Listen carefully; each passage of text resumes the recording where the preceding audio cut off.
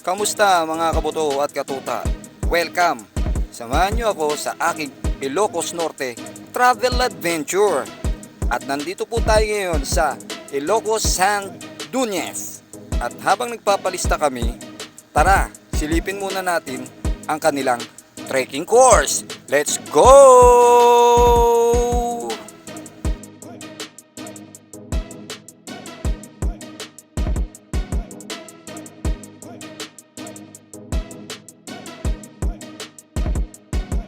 At ito na nga, syempre, merong mas nauna sa atin sa pilahan.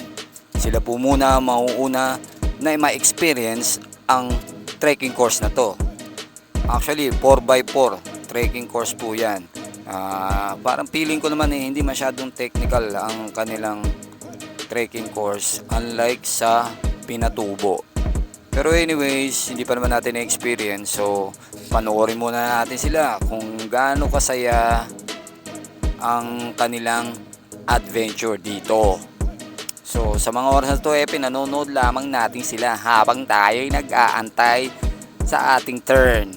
Kung titingnan naman natin medyo parang boring, di ba? Pero anyways, trivia nga pala. Ayon sa isang ating source na kaibigan at kumpare na si Jerry Soliva, ito daw pong Ilocos na Dunes na to San Dunes dito daw po isinuting ang Panday. Hindi ko rin sigurado kung anong Panday 1 ba yan o Panday 2 o Panday 3 o Panday 4. Basta anyways, ayun lang po. Kung titingnan po natin at napapanood medyo parang akyat pa naog lang naman. Siyempre hindi pa natin na-experience on board. So sa mga oras na ito, panoorin lang natin muna sila. Pero bakas at rinig na, layo-layo niya, naririnig ko yung mga sigawan na tilian nila, lalo na pag mga pababa na yung mga sasakyan. Doon sa tuktok na yun, hindi ko rin alam. So eto na, umpisa na natin. Ayan.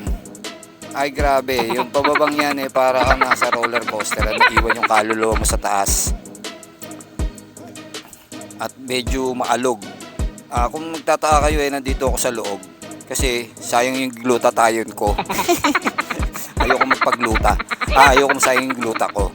So ayan, medyo masakit sa katawan siya ng mga bumpy na yan. Medyo nauuntog-untog pa nga tayo dyan sa paligid na yan ng driver's side. Ayan, pagpababa talaga yan, mararamdaman nyo medyo para kang sumakay ng roller coaster. Tapos pagkapaahon, medyo okay lang. Yun nga lang, medyo bumpy. Talaga maalog. Kitang-kita nyo naman sa sasakyan, di ba? Siguro naman napapanood nyo. Ayan.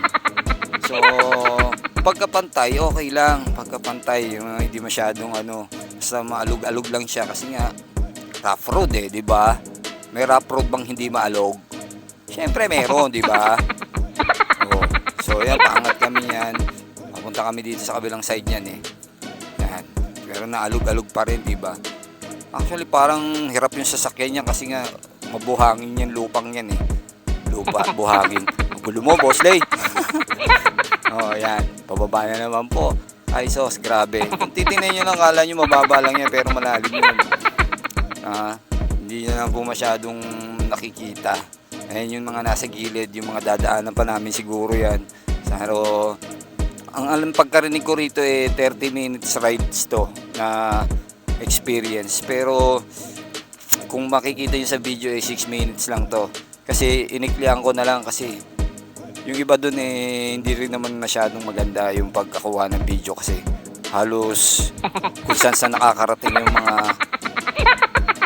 video ko. Kung pagkuha ng video, bisan nasa mukha na ng driver. Hindi naman bida yung driver dito Dapat ako, ano naman ang pababa, Diyos ko naman. Grabe, kita nyo naman, di ba? Pati yung aking camera dyan bumabangga-bangga na rin sa dashboard ng sasakyan. Yan. Kung panonoorin nyo po talagang medyo bumpy talaga. Mabigat na experience. Kung titingnan lang natin nung nanonood dati sila kala mo hindi adventure pala talaga siya dahil lahat lahat ay mararamdaman mo. Dito sa taas, medyo nag-stop over kami para magpa-picture. Yan. Meron palang camel dyan. Tsaka maraming may kita dyan. O, eto na. That's nung photo ops. Eto na. Biyahe na naman po kami. Pero ito, medyo konti na lang to. Hindi na rin namin in-experience yung sandboarding kasi mga naka-shorts yung mga kasama naming Eva Bob. Baka kung saan sa makarating yung buhangin. Kung saan sa pumasok. Yan. So, etong patakit na yan, pagbagsak namin yan sa baba, yan, medyo marami akong pasang tinanggap dyan sa mga ano. At hindi lang din ako, pati yung mga naging kasama ko sa likod, sa taas ng backside ng pickup. Doon sila lahat ako mas pinili ko sa driver, sa tabi ng driver. Kasi nga alam ko mainit, sayang ang gluta ko. Di ba? Ayan, so hanggang dito na lang. Kung nagustuhan nyo ang aking video, please like and share naman. Maawa naman kayo.